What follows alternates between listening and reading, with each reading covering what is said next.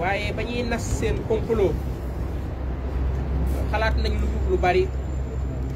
waajal nañ lu bari waaye xalaat ñu woon askan wi askan woowu nag wan na leen ni bu ngeen di defati seeni mbir day leen ñuy bàyyi xel ndax ñun ñoo yor doole ji ñun ñooy dogal ñoom dañoo fàtte woon loolu la leen askan wi fàttali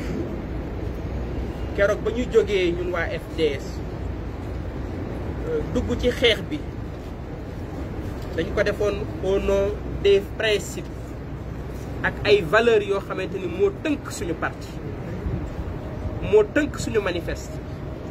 muy principe de justice de liberté de démocratie ñun ci suñu serment dem nañ ba wax ni képp koo xamante ni néewal nañ la doole muy fii wala ci Afrique wala ci bitim réew ñun devoir la pour ñun FDS ñu indil la suñu taxawaay moo tax Côte d'Ivoire xaw nañu sori ñu di Guillaume Soro nekkee ci ay difficulté ngeen fàttali ko dama bindoon bataaxal ci boppam indil ko suñu soutien au niveau de FDS fii ci Sénégal Karim Wade ñun duñu ay libéraux apporteroo nañ ko suñu soutien Khalifa Ababacar Sall saa mu nekk suñu candidat wala saa ñu jàppale ko suñu soutien ba keroog bi may jógee PS lettre de démission bi ma bind Ousmane Tanor Dieng dernier paragraphe maa ngi ko naan bu leen neexee ngeen ànd ak Macky Sall lu leen neex ngeen def ak Macky Sall waaye Khalifa Sall war ngeen ko taxawu mu génn ci kaso bi. donc kon au nom de ces valeurs de ces principes de liberté de démocratie de justice moo taxoon ñu tax ripp ci xeex bi di ko xale yi di wax moo taxoon ñu mënoon a jàkkaarloo ak Sala Bigué ni ko Ousmane mii na nga defoon ak gars yi doo ko def ak moom dëgg vraiment kon Ousmane liñ def suñu bopp lañ ko defal ndax bu Macky Sall réussiroon li mu bëggoon ci yow kon ñun ñëpp ñoo ciy topp beneen doon naa ko wax ak ñenn ci opposition bi ñuy waxtaan ma ni leen am na ci ñoo wax naa leen ku jàpp ni mbir mii mën nga cee profité da ngay nax sa bopp ndax li fi bu Ousmane jógee li ko fi yóbbu du fi bàyyi keneen kon ñun ñëpp nañu ci jàpp xeex ba Macky Sall lii mu tegaat ko ci suuf FDS engagé wu ci bu baax a baax mais ñu def ko naturellement parce que maa ngi la koy wax léegi yàlla dafa def man injustice mënuma koo supporter mën na maa am divergence ak ku ne nekk adversaire ak ku ne Macky Sall sax mais su ma gisoon ne loo xam ne injustice la bu ñu ko teg ci moom capable naa défendre ko capable naa ku ñu teg doole ci teguwul ci yoon am naa capacité ak koo mënti doon défendre moo tax keroog biñ ne dañ lay jël si da ngay wuyu ji yaakaar naa jibi mi sa chef de protocole maa koy yee keroog man maa leen yee ndax keroog li ma sentiment bi ma amoon mooy dama mel ni ku mu bokk ak yow ndey ak baay parce que injustice boobu metti na mu woon torop fajar laa fa ñëw maa leen yee keroog pour gunge la ànd ak moom ñenn ñi nga xamante ni ñooy liggéey ci Pastef soo ko mel Ousmane Barom moo ma doon waxtaan ni moom docteur bu ñu jàppee Ousmane Sonko jàpp la du am sens mu amaat la neen lu ma gënoon a révolté bi ma ñëwaatee ni ñu toroxale sa sécurité bis bu ne wax naa ko ci média yi waxati ko parce que loolu kenn nettaliwuma am na ay vidéo nit ñi dañu gis ay vidéo mais c'était sous mes yeux quand j'ai vu gendarmerie ni ñu toroxale ñenn membre sa sécurité et ça m'a fait profondément mal jàpp ma woon ni Sénégal bii ñu xam gendarmerie soxla woon na lool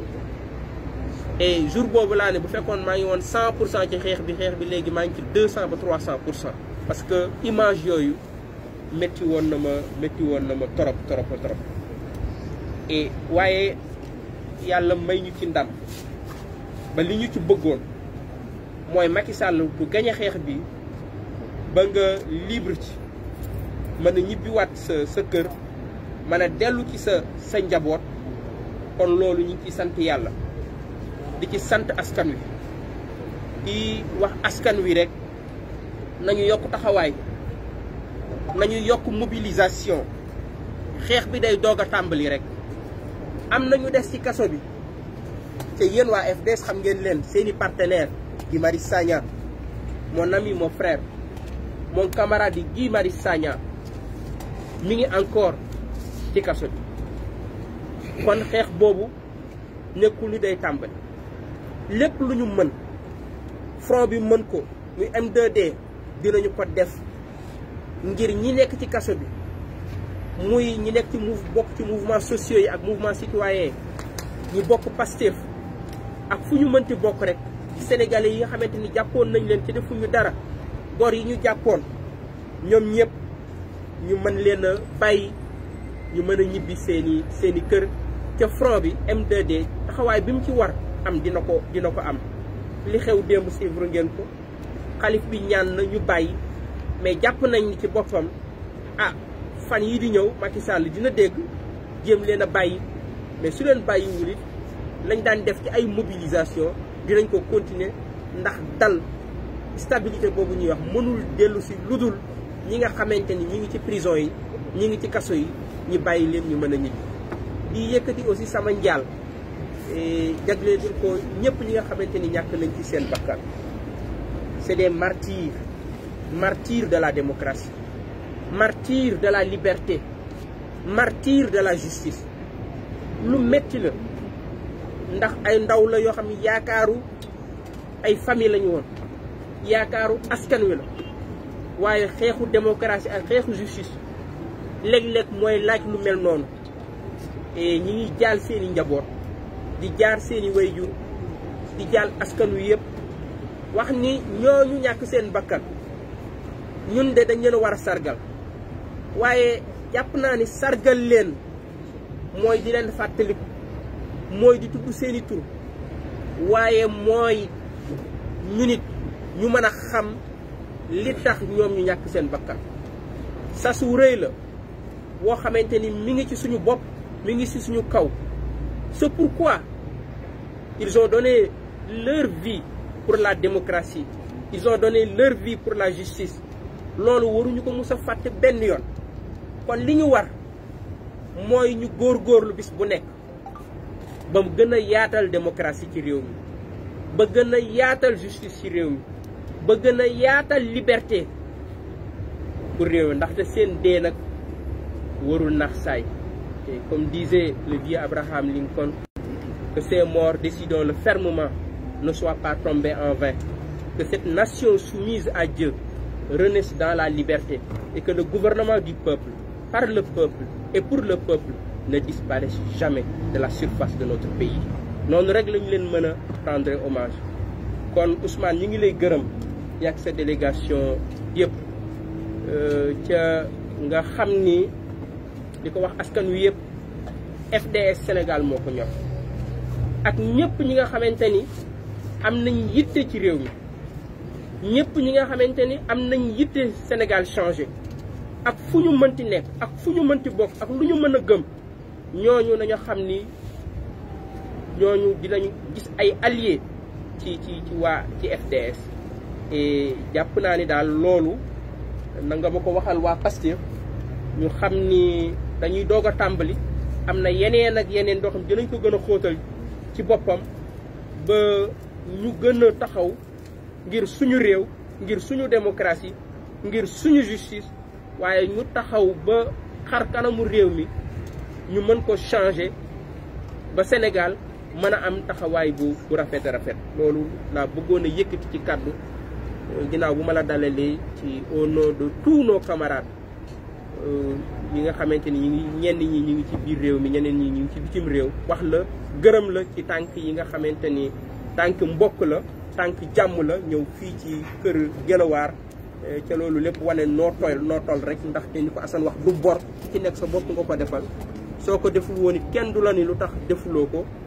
mais wane sa ni nga toll la ak vraiment yitte bi nga am ci réew mi ak wekk bi nga xam ne wekk nga ko ñëpp ñi nga xamante ni ñoo jàppoon ci xeex bi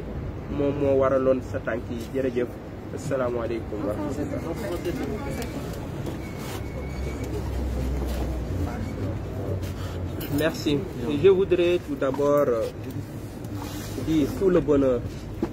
et que nous avons le plaisir d'accueillir le président Ousmane Sonko au sein de notre siège FDS Les Guelwaar. Quand on sort de Keur Maodo et qu'on entre à Keur Guelwaar, on est toujours dans la même concession, dans le même environnement,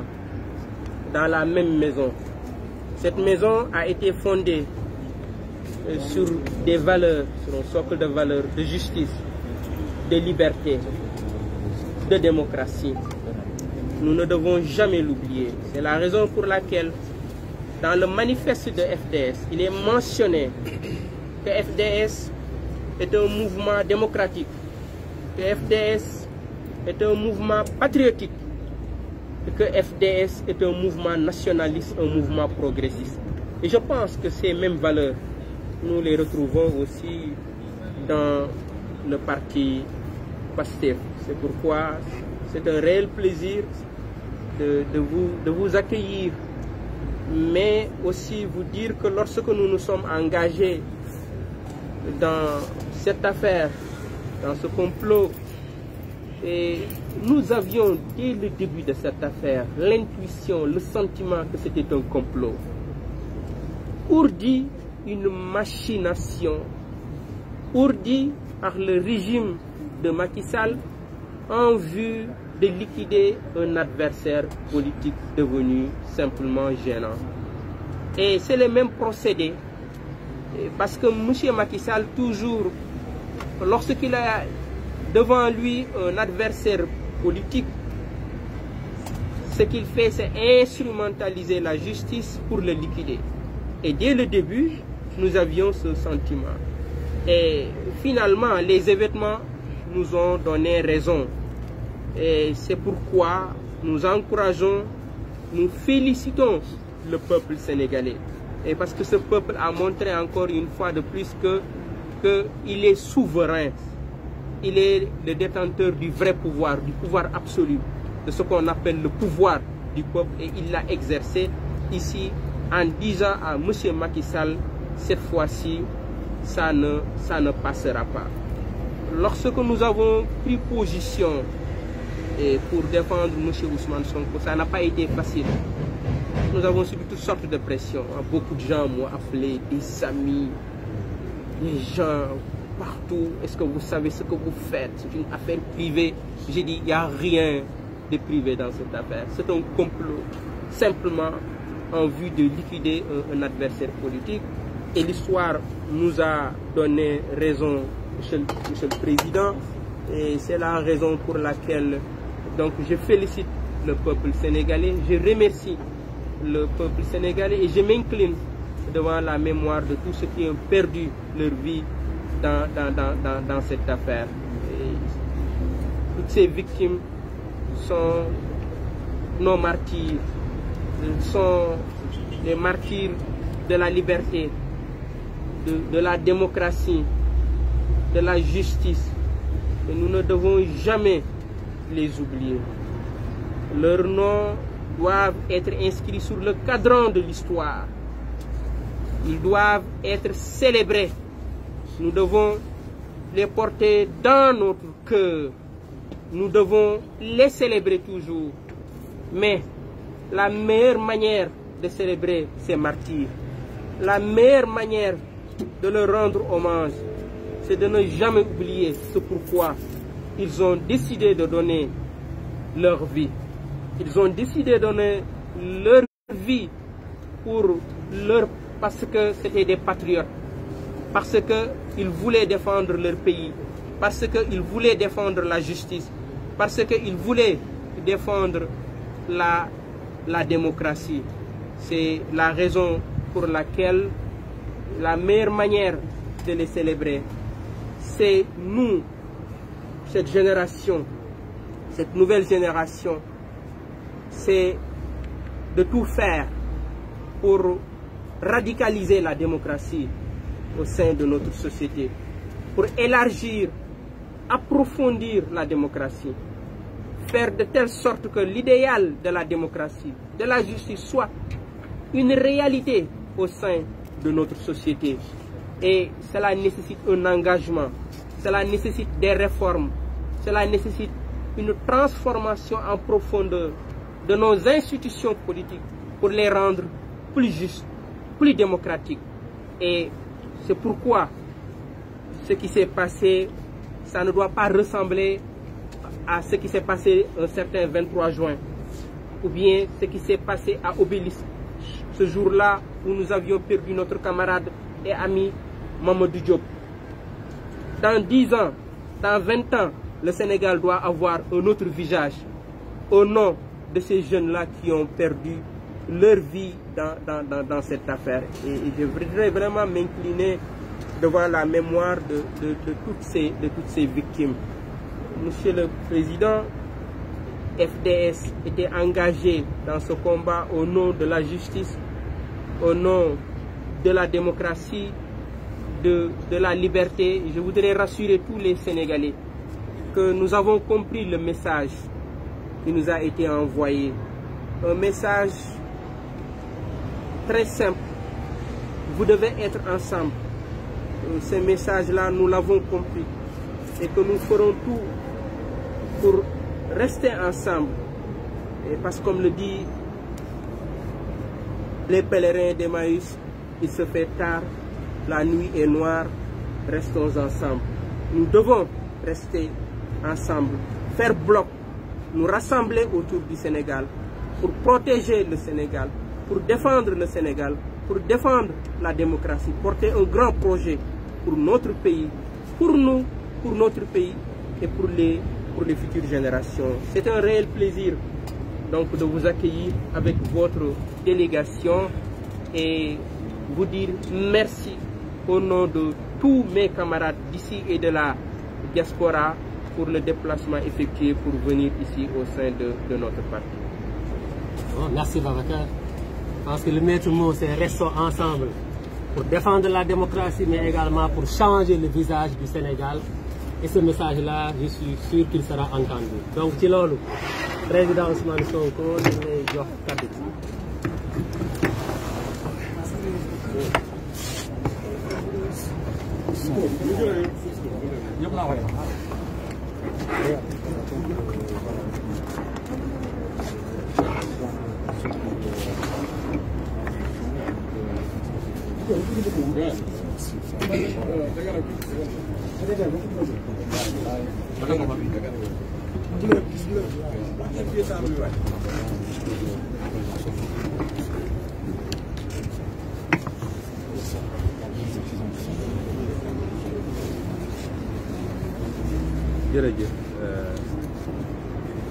jërëjëf président docteur Babacar ñu lay gërëm di gërëm waa FDS yëpp sa waa parti ci dalal bi ngeen ñu dalal di nuyu ñi fi teew ñëpp di journaliste di nuyu mboolem seen mbokku Sénégal mooy ñëw nag foogu moo nit naa fi fekk lu toll nii ci presse kon lu ma bett la kàddu gi du gudd lool ndax lu ñu fi andi tànku jàmm la tànku ziar la tànku nemmeeku la tànku ngërëm la mu ndoog bokk nag ci suñu programme bi nga xam ne moom la ñu fas yéene dox dawal ci fan yii door nañ ko barki démb suma juumut muy lu ñu tëral nga xam ne li ci gën a fës mooy dem jaale ji d'abord dem jaale ji ñi nga xam ne ñàkk nañ ci ndaw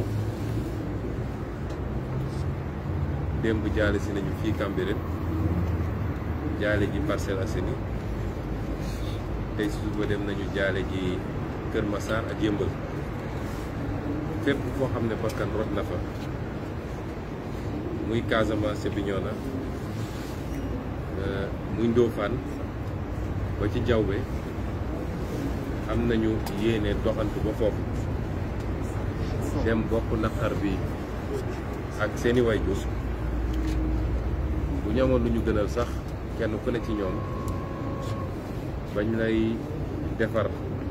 bañ lay julli ak bañ lay denc dañ koy fekk mais comme li ci ëpp bi loolu di am fekk na ñun moomu yoon suñu bopp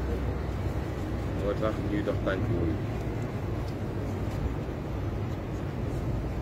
ñaareelu axe bi ci li nga xam ne mooy suñu programme ci fan yi mooy dem seeti ñi nga xam ne am nañ ci gaañu tamit am na ci ñoo xam ne ba léegi ñu ngi ci hôpitaux yi am na ñoo xam ne ñibbi nañ seen kër waaye ñu ngi jaabante diggante seeni kër ak hôpitaux yi. bu ne nag ci ñaar yooyu am na luñ ci taxaw ci suñu doole yem mooy la ñu yor ñu ngi koy séddoog ñi nga xam ne am nañu naqar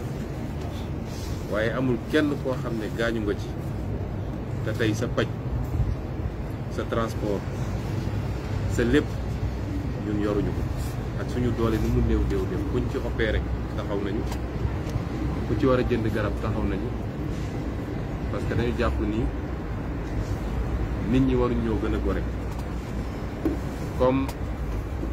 leen taxoon jóg mooy bañ injustice boo xam ne dal na suñu kaw ba leen dal leen kon tant que ñu ngi koy mën lépp lu jëm ci leen war a aar wala leen war a delloo seen wér-gu-yaram wala li nga xam ne mën na dàmp tuuti ba wàññi seen naqar nañ ci taxaw.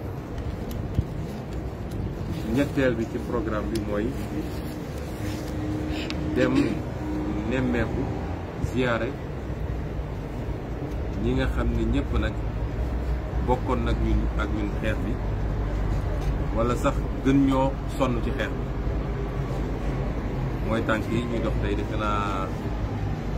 FDS mooy ñaareelu kuréel bi waaye kuréel yëpp nag fas yéene nañ leen seeti kuréel yëpp amul bu ñu bàyyi muy mouvement citoyen yi Y'en a marre dem nañ ko ba noppi FRAPP doy na nu mu tuddati sax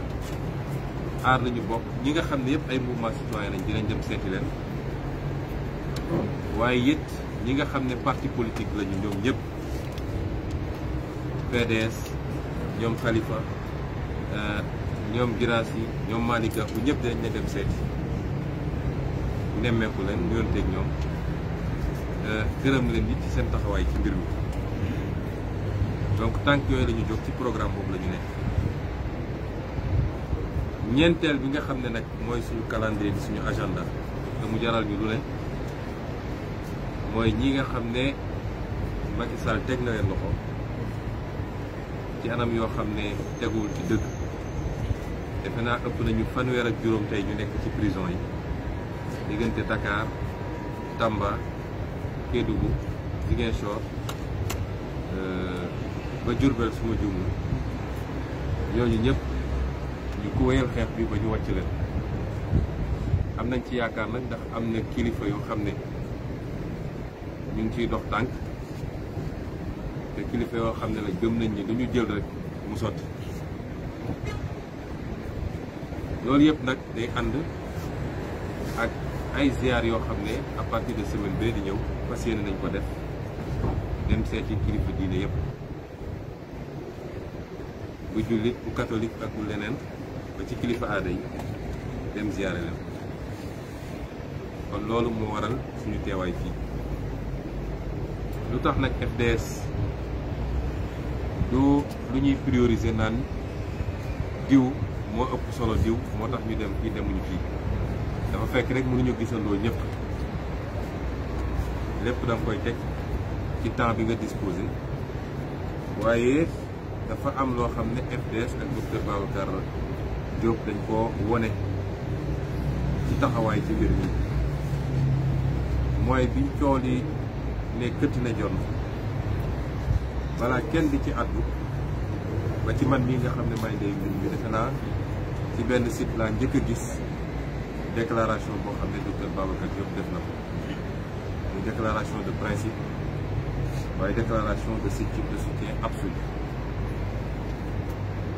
ñu génn ci loolu sol dàllam ñëw sama kër toog waxtaan ak ñun ne nag lépp lu xeex bi laaj dinañ ko ci joxe te dama bëgg ñu impliqué ba lépp lu ñuy waajal ci activité ci action ma yëg ko mun cee bokk mag ñi ma àndal muy un second acte fort boo xam ne lu ñu apprécier mu doxalee ko noonu it ci bi ñuy nekk ci activité yi bi ñu koy waajal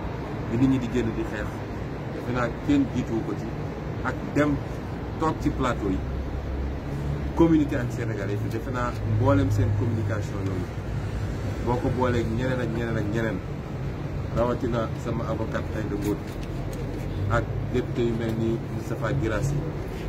Cheikh Bamba Dièye Cheikh Abdou Mbacké ñoom Mame Diarra Fam Aïssata Sabara ak ñoom seen mboolem seen communication yi defe naa bokk na li ubbil Sénégalais yi seen i gët ci lii nga xam ne moo fi xew te wax na ko muy complot waaye yemul ci loolu kese keroog bi may génn sama kër di wuy ji mercredi 3 mars defe naa benn leader politique moo àndoon ak man ci sama convoi benn fajaru ñëw taxaw sama buntu kër te leader politique boobu mooy docteur Babacar Diop kon su ma ñëwee tey fii logique la dama fi war a ñëw di ko gërëm di gërëm mboolam ñi mu àndal ci seen taxawaay seen confiance di wax nit li ñu bokk ñun ñëpp ci sacrifice du doon lu jaas bu soobee yàlla parce que réew mi defe naa bis ni ci tey à partir de li fi xew semaine passée ak li ko jiitu li tubaab naa rien ne sera plus comme avant réew mi dina soppiku ci nii wala ci nële parce que loolu mooy li Sénégalais yi firndeel ku jàpp ni Sénégalais yi Ousmane Sonko leen taxoon a jóg wala moom lañ doon défendre da ngaa nax sa bopp Sénégalais yi dafa am lu ñu exprimer loo xam ne képp kuy acteur politique ci ñun soo ko mënul décrypter soo ko mënul firi ba comprendre xamal ni ci weer yi di ñëw ak at yi di ñëw fu ñuy taxaw di wax politique dootu fa taxaw ndax Sénégalais yi bëggatuñu politique boo xam ne ci arrogance la lalu bëggatuñu ci politique boo xam ne ci jaay doole la lalu xëy su ba ngoon jot di xool nooy pexeele sa adversaire politique Sénégalais yi bëggatuñu Sénégalais yi bëggatuñu politique boo xam ne nooy naxee Sénégalais yi ba toog feesal sa poos yow ak say mbokk ak say jaboot peuple bi continue nekk ci misère loolu doyal nañ ko Sénégalais yi li ñuy xaar ci ñun acteur politique mooy li tubaab di wax humilité nit ñi buñ la jiitalee gënuloo leen waroo toog seen kaw Sénégal tey ñëpp a ragal koo wax ñu ne la dañuy dóore dañuy tëje koo woo téléphone ñu ne la dañuy déglu nit ñi loolu dafa war a dakk Sénégal les Sénégalais liberté la ñu bëgg démocratie la ñu bëgg la ñu bëgg mooy compétition politique boo xam ne day lalu ci kenn ku nekk respecter sa adversaire kenn ku nekk andi sa xalaat ak say programme Sénégalais yi seet ku leen doy ñu ne kii la ñu tànn ñi ci des dem opposé wu loolu mooy démocratie loolu mooy démocratie génie politique dëgg mooy suñu xasee ba dénk jox la budget jox la armée jox la police jox la gendarmerie jox la justice même su dee séparation des pouvoirs am na jox la diplomatie lépp loolu laaj sénégalais ne la jox nañ la ko mooy kattan googu ñu jox la na nga ko utiliser pour sénégalais yi accéder au bonheur pour que ndaw ñi am liggéey pour que chômage bi wàññeeku pour que pauvreté bi jóge fi pour que nit ñi am ay hôpitaux yu baax am ay écoles yu baax am ay tali yu baax mais nit ñi sentir seen bopp en sécurité ci seen réew loolu mooy njàmbarte loolu mooy génie politique waaye nax naa bi tel adversaire ba jox naa ko xaalis proposé naa ko poste ñëw na ñu ne waa ji génie politique la ndëgg sa raxal naa tel adversaire ba ma nga kaso ñu ne génie politique la su may dégg ay analyse politique di wax loolu dama naan ñii dañoo bokk ci la yàq Sénégal loolu mooy génie politique mooy nga am ci comportement ak ci doxalin noo doxalee ba yow sa mandat bu jeexoon sax boo ma ci Sénégalais yi ñoo naan dimbali ñu rek nga toogaat tuuti loolu mooy génie politique c'est ça la grandeur kon message u Sénégalais yi loolu la au-delà de l'affaire Ousmane Sonko dafa am message bu ñu Sénégalais yi yónnee ñun ñëpp di acteur politique buñ ko déggee wasalaam buñ ko déggul peuple bi dina jëlaat responsabilité bi jëlaat souveraineté dem nañu ba ay catégories yoo xam ne miiruñu leen woon ci ñu wax ci politique àddu nañu su dee nag dañoo jàpp ni par parloo moo tax catégorie yi wax su ay mbër waxee par parloo taxul su ay artiste rappeur ak keneen waxee par parloo wax taxul su ay animateur ak ay animatrice waxee par parloo taxul ba ñi nga xam ne sax ñooy def dessin yi ci miir yi ñoom ñëpp wax ñooñu seen yoon newul ci Ousmane Sonko waaye principe moo leen tax a wax bëgg seen réew moo leen tax a wax xam ni ñoom ñëpp ñi ngi en danger moo tax ñu wax ma leen di rendre hommage nag ñoom ñëpp di leen rendre hommage au nom du peuple sénégalais parce que taxawaay bi taxawaayu patriote la taxawaay ku bëgg réewam la simplement kon docteur ñun ñii ñëpp dañoo war a décrypter message boobu man de personnellement beneen Ousmane Sonko moo judd ci lii li ko waral mooy amul kenn koo xam ne en tout cas man de bu may dugg ci politique bu ñu ma ne woon politique yi ngay dugg en 2014 ay bakkan dina ci rot ci sa engagement politique ma teg politique bi foofu parce que kenn ñaanu ko même bu dee yow yaa ko suuxat même bu dee du sa responsabilité mais su dee bañoon lu lay dal moo tax loolu am su dee loolu mënuñu koo jël mu doon benn élément de conscience boo xam ne ñu xam ni askanu Sénégal dese luñu dara suñu bakkan bi dañ ko war a jox te nag yàlla daf ñoo nattu bu ñu duggee ci politique ba léegi 2018 am nañu bakkan bu rot muy Mariama Sagna nga xam ne def nañ ko lu ñaaw lu bon te ba léegi attewuñu wax ñu dëgg assassiné ko am nañu ay bakkan yu rot ci campagne présidentielle bi moo xam fële Bignona moo xam feneen tey lii am kon ñun moomatuñ suñu bopp amatuñu droit ñun amuñu woon droit sax bu dara amul woon ku jóg rek ne sama réew ma ñor am naa engagement politique li fi ne du yoon il faut ñu tegaat yow ci yoon yow amatoo droit rawatina nag bu lii lépp amee am na ñoo xam ne dagg nañ ci seen loxo tey man Ousmane Sonko maa ngi samay ñaari loxo am na ci ñoo xam ne dagg nañu seen tànk ba démb rek ñu ngi yónnee Tambacounda koo xam ne dañu ne dañu war a dagg tànk mbokk yi ne ñoom bëggu ñuy dagg tànk te buñ ko daggul boo moytul mun na am lu mu yàq ci lu bëri am na ñoo xam ne tey ñu ngi tëdd ci lalu hôpital balu fital moo traversé seen biir wala seen tànk wala yu mel noonu kon peut-être am na yàlla lu mu bëgg lu mu namm ci ñun ba nga xam ne saa su ne ak fu ñu nekk dinañu dolli loolu ci li ñu amoon déjà ci conscience yi suñu responsabilité ci réew mi ba lépp lu ñuy def ci action politique lenn rek lañ ci war a jublu mooy loo xam ne dina nekk au profit des Sénégalais ñun amatuñu droit déjà man li ma mës a wax mooy politique ku yaakaar ni utukaayu xaalis da ngay nax sa bopp ku bëgg am ay millions wala ay milliards da ngay dem créer sa entreprise dem góorgóorlu yàlla bu ubbee wërsëg wa salaam moo tax toujours dama naan bés bu ñu yàlla dénkee réew mi di Sénégalais dinañ xam ministre lu muy fayeeku président lu muy fayeeku directeur général lu muy fayeeku directeur lu muy fayeeku bu doon lu jaaduwul la ci jamono ji ñu toll lu ñuy rationaliser la waaye gannaaw buñ ko defee ba pare lu Sénégalais yëpp war a xam ñu jógee foofu nag góorgóorlu ba ger détourné xaalisu réew mi escroquerie kenn bu mu ko déggati ci Sénégal parce que lu ñëpp moom waroon tabax suñuy hôpitaux waroon a joxe ay liggéey ak yooyu ay nit jël ko fëgg ko seen poche ñoom dañ ko ci ay banque offshore koo ci gis tey milliardaire la ci ñoo xam ne ba démb ak barki démb amuñu woon paasu taxi loolu musiba la cim réew mu la ëpp loolu moo la gën a tardé kon politique lu noble la politique jaamu yàlla la nit boo defee politique na nga ko war a defee amaana nga dem yow ma xiyaam sa dara matul yàlla ne seet naa li nga doon sonn ci sa askan kon loolu responsabilité la boo xam ne kenn ku nekk ñu def ko war a jiite mais politique du nax sa askan ba tax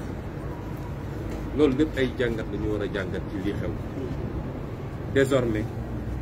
Sénégal mënutul nekk Sénégal bu mu woon te Sénégal nag ñun ñëpp nañu fàttaliku lenn Sénégal réew mu ndaw la waaye Afrique yëpp dañoo teg bët Sénégal modèle la exemple la ci Afrique àdduna sax dañoo teg bët ba tax man li ma gëm révolution bi ñu bëgg ñun Afrique mën na dooree fii Sénégal révolution bi ñu bëgg ci Afrique bu ñu réussir un bon modèle pour Sénégal day def tâche d'huile ci Afrique yëpp ba tax noonu yi bëri noonu yi newuñu rek ci biir réew mi dafa bëri ñoo xam ne seen intérêt mooy révolution boobu ba ñaam loolu nag ñun ñëpp am nañ ci conscience ñi ko Pastef amee conscience noonu la ko FDS amee conscience ak ñeneen ak ñeneen ak ñeneen dafa jot ñu dajale Sénégalais yi am yëg-yëg boobu suñu peuple mérité na loolu peuple bii ma gis mu génn wallaahi mérité na leneen lu dul li ñu gis Sénégal kon ñi ngi gërëm ñëpp di jéggalu tamit ndax léeg-léeg ba ñu commencé génn di dem jaale ba léegi léeg-léeg ñi koy gis ci internet bi sax dañuy jàpp ni ñun ñooy dajale nit ñi man bañ naa ba su may dem dama naan dañu làqatu ndax naqar la ñuy dem fekk waaye foo dem Sénégalais yi génn ñii di wëy ñii di bàkk ñu wax Sénégalais ni du lu ñu gën a goon te du lu ñu provoqué ñu waaye nag situation bi moo demee noonu dafa am situation am boo ci tollee te am lu askan bi wone ci cofeel ak ci mbëggeel dafa am lu bari loo xam ne mënatoo ko soo ko bëggoon sax mënul demee noonu di wax nekk ni waxtaan nañu waxtaan bu am solo ci xool lu ñu mën a dégager comme perspective loolu du lu ñuy wax fii waaye ñun talal nañ suñu loxo toutes les forces vives de la nation pour ñu retrouver autour de l'essentiel fàtte suñu bopp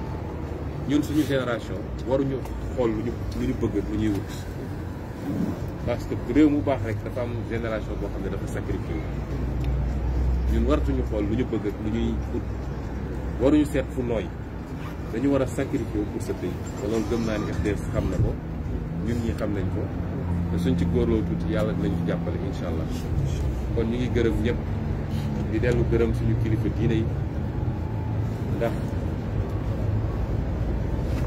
boo seetee ba seet lépp ci ñoom lay dellu di leen ñaan ñu continuer am taxawaay bi ñu am ci biir Sénégal waaye di leen ñaanit ñu wax ak ñi ñu war a waxal parce que liy andi jàmm Sénégal mooy kenn ku nekk ñu jox ko àqam kenn ku ne ñu respecté ko injustice dama ko waxaat ko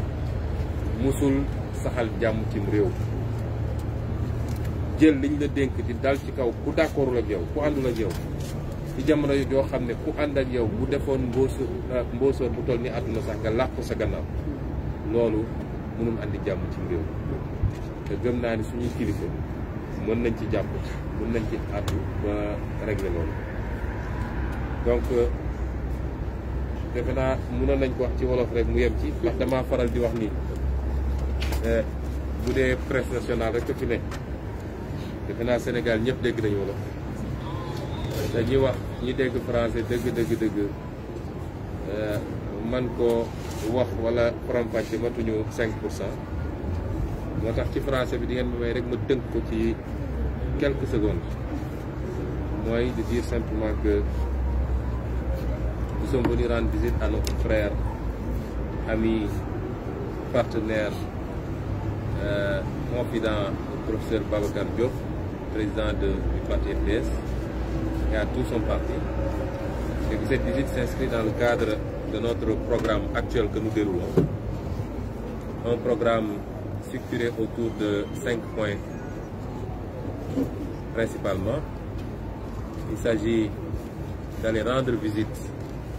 d'aller présenter nos condoléances à toutes les familles éplorées, tous ceux qui ont perdu un être cher,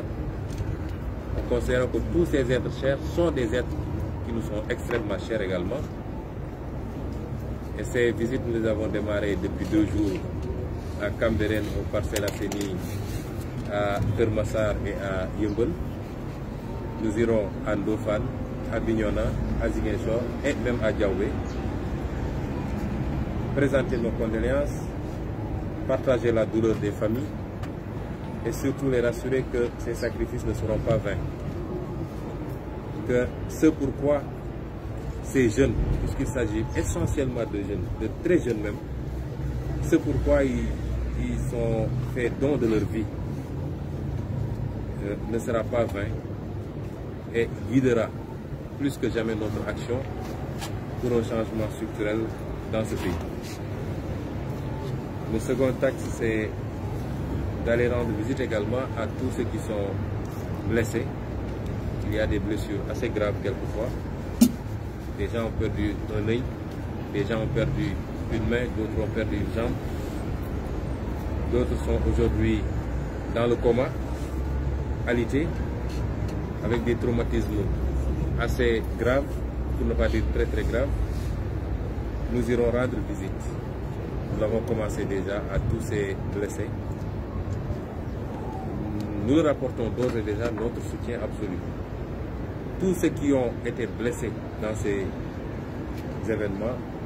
sont actuellement entièrement pris en compte, en charge par nous-mêmes, avec les maigres moyens dont nous disposons. Tous les frais de transport, d'intervention chirurgicale, de médicaments, tout a été pris en charge et continuera à être pris en charge, s'il plaît à Dieu. Ensuite, aller rendre visite à tous nos partenaires, tous ceux qui nous ont soutenus, mais qui ne nous ont pas soutenus, qui se sont battus pour la démocratie, contre l'abus de pouvoir, aller rendre visite. Et dans ce siège-là, nous irons rendre visite à tout le monde, tous les partis politiques du Sénégal. Je ne peux pas les énumérer tous, car tous les partis politiques qui ont pris une position, ne serait-ce que par une simple déclaration. Tous les mouvements citoyens, et j'ai préféré commencer par les mouvements citoyens, parce qu'ils ont ceci de particulier, qu'ils ne sont pas partie prenante à l'action politique. Ils n'ont pas comme projet de conquérir et d'exercer le pouvoir. Mais s'ils s'impliquent dans le jeu démocratique, c'est de manière tout à fait désintéressée. C'est pourquoi j'ai commencé avant-hier avec le mouvement Y en a marre. Je vais continuer dès demain avec tous les autres mouvements, Doïna, Frappe, le groupe des Abdou Karim, etc. J'irai rendre visite à tous les mouvements citoyens. J'en profite d'ailleurs pour rendre un vibrant hommage et remercier tous les acteurs qu'on n'avait pas connus dans l'engagement. Les artistes, les rappeurs, beaucoup de gens qui immédiatement ont fait œuvre de créativité pour produire des œuvres artistiques, des clips musicaux, des œuvres, comment on appelle ça, plastiques, et ainsi de suite, pour accompagner le combat citoyen qui s'est déroulé et qui va continuer à se dérouler. Tous ces gens-là, nous les encourageons et les félicitons. Les animateurs et les animatrices, à tous ceux qui, de manière générale et habituelle, étaient totalement en marge du débat politique et qui, cette fois-ci, ont compris que c'était le Sénégal qui était en jeu et qui, en conséquence, ont pris leurs responsabilités pour jouer leur partition. Nous leur rendrons aujourd'hui un vibrant hommage et les remercions. Ils n'ont pas soutenu Ousmane Sonko, ils ont soutenu la démocratie, la liberté au Sénégal. L'autre activité, c'est le combat. Il sera acharné, en tout cas, tant que le régime de Macky Sall, sa justice ne libéreront pas tous les détenus politiques qui aujourd'hui sont à peu près 150 répartis entre différentes prisons du Sénégal. Ça, c'est également une autre action d'activité. Rendre visite également à tous les guides religieux pour les remercier de leur prière, de leur constance, de leur position équilibrée et équidistante. Donc nous sommes ici dans le cadre de ce programme que nous sommes en train de dérouler et c'est important pour les partis politiques qu'on vienne ici parce que le docteur Baboucar Diop a été le premier à prendre position dès que cette affaire a éclos. Je crois qu'il a été le premier à faire une communication pour prendre notre défense sans même connaître les tenants et les aboutissants, avec une présomption de bonne foi pour prendre notre défense et défendre, avoir une attitude allant vers la théorie du complot immédiatement, ce qui a été confirmé progressivement par le déroulement des événements. Il a été également, immédiatement après, il s'est rendu à notre domicile pour marquer sa disponibilité à participer à tout ce qui se fera dans le cadre de cette lutte, de cette bataille qui s'est profilée. Il a écumé tous les plateaux de télévision également pour participer aux côtés d'autres, tels mon avocate Mme Aïda Mbodj, l'honorable député Guirassi, l'honorable député Cheikh Bamba Dièye, l'honorable Cheikh Abdou Mbacké, les Mame Diarra Fam, Aïssata Sabara, tous ces gens-là qui ont beaucoup communiqué, soit sur les plateaux de télé, les radios, via Facebook, pour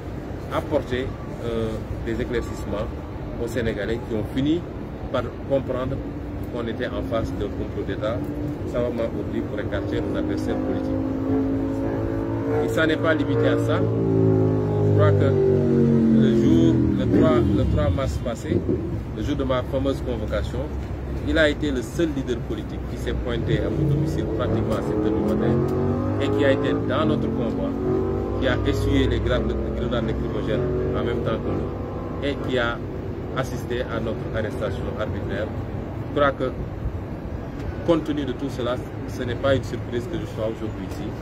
pour le remercier son organisation politique, parce que s'il n'avait pas l'onction de son organisation politique, il n'aurait pas pu avoir cette attitude-là. Voilà l'objet de notre visite aujourd'hui. Je remercie du fond du cœur, à mon nom, au nom de mon parti, au nom de ma famille biologique, au nom de tout le peuple sénégalais. Je vous remercie pour cette attitude valeureuse, ces positions de principe. Vous ne l'avez pas fait pour Ousmane Sonko. Vous l'avez dit, je crois que celui qui a introduit, nous pouvons ne pas avoir une parfaite convergence en tout. Cela n'existe pas dans le monde, mais c'est des positions de principe par rapport à des moments importants dans la vie d'une nation qu'il faut saluer. Et nous en remercions, tout en disant que le message fort que le peuple sénégalais nous a lancé, à nous tous acteurs politiques, c'est que le peuple ne veut plus de cela. Le peuple n'attend plus cela de ses acteurs politiques. Nous avons un très grand peuple, il faut que nous soyons de très grands acteurs politiques. Le peuple sénégalais est plus grand que ses acteurs politiques. On a beau dire, le peuple sénégalais est ceci, comme cela, nous avons un très grand peuple qui sait le montrer quand il le faut. C'est à nous maintenant, acteurs politiques, de nous hisser à cette hauteur-là. L'acteur politique doit dépasser son peuple et non pas être à la traîne. Parce que si on n'est pas capable d'avoir cette avance sur le peuple pour l'orienter, pour l'aiguillonner, pour lui inculquer des valeurs, des principes, ce n'est pas la peine de faire de la politique. Et c'est cela que le peuple sénégalais attend de nous. Le peuple sénégalais ne veut plus de dirigeants comploteurs. Le peuple sénégalais n'attend pas de ses dirigeants qu'ils démontrent leur capacité à la fourberie, leur capacité, excusez-moi du terme, au mensonge même, à la manipulation des opinions. Le peuple sénégalais n'attend pas de ses dirigeants comme seule valeur la capacité à nuire à l'adversaire politique, la capacité à acheter des adversaires politiques, à retourner des adversaires politiques. Un homme politique ne doit jamais dire « je vais réduire l'opposition à sa plus simple expression ». Ça, c'est des phrases que ne prononcent que les despotes. En démocratie, il faut une opposition et une opposition forte. C'est ça qui fait respirer la démocratie. Et c'est ce que le peuple sénégalais veut. Si le peuple sénégalais s'est levé, ce n'est pas pour défendre la personne d'Ousmane Sonko, mais c'est qu'il a compris que c'est toute l'opposition qu'on veut casser dans ce pays et avoir un parti unique qui va à sens unique et qui impose ses désirs d'État. Ce que le peuple a compris, c'est que c'est le mandat à vie qui était en jeu, même pas seulement le troisième mandat. Et ce message, nous devons tous savoir le décrypter. C'est pourquoi nous lançons un appel à toutes les forces vives de la nation, à tous les acteurs politiques qui veulent vraiment de ce changement structurel. Un appel à nous dépasser, au sens du dépassement, à oublier nos modestes personnes et avoir pitié de ce peuple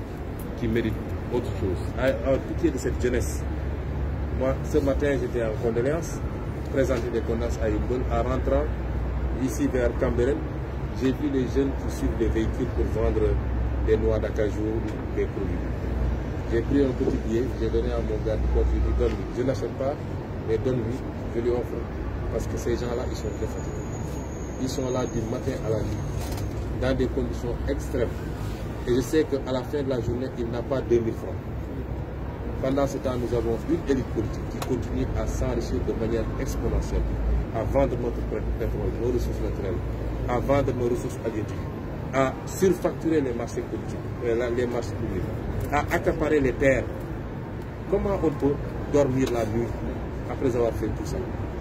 Il faut qu'on ait tous pitié de ce peuple, de cette jeunesse. Et c'est ça le message que les Sénégalais nous ont envoyé. Nous devons en être conscients. En tout cas, à partir de maintenant, je pense que le peuple n'acceptera et ne tolérera plus une certaine façon de faire de la politique. Et ceux qui ne l'ont pas compris passeront à la trappe parce que le peuple n'en veut plus. Et le peuple ne veut plus de dirigeants arrogants qui pensent que dès lors qu'ils sont au pouvoir, ils ont une maîtrise absolue sur tout et tout le monde. Le peuple n'en veut plus. Le dirigeant doit être humble et modeste. Il doit être au service de son peuple et non le contraire. Et c'est ça que le message que nous avons reçu du peuple. Je crois que le FDS l'a compris depuis longtemps. PASTEF l'a compris depuis longtemps. Beaucoup d'autres acteurs l'ont compris. Ceux qui viennent de le comprendre également, tant mieux. Nous pensons que nous devons travailler tous à rassembler toutes ces forces pour aller vers le changement structurel que le peuple attend. En tout cas, merci docteur. Merci à tout le FDS et merci au peuple sénégalais.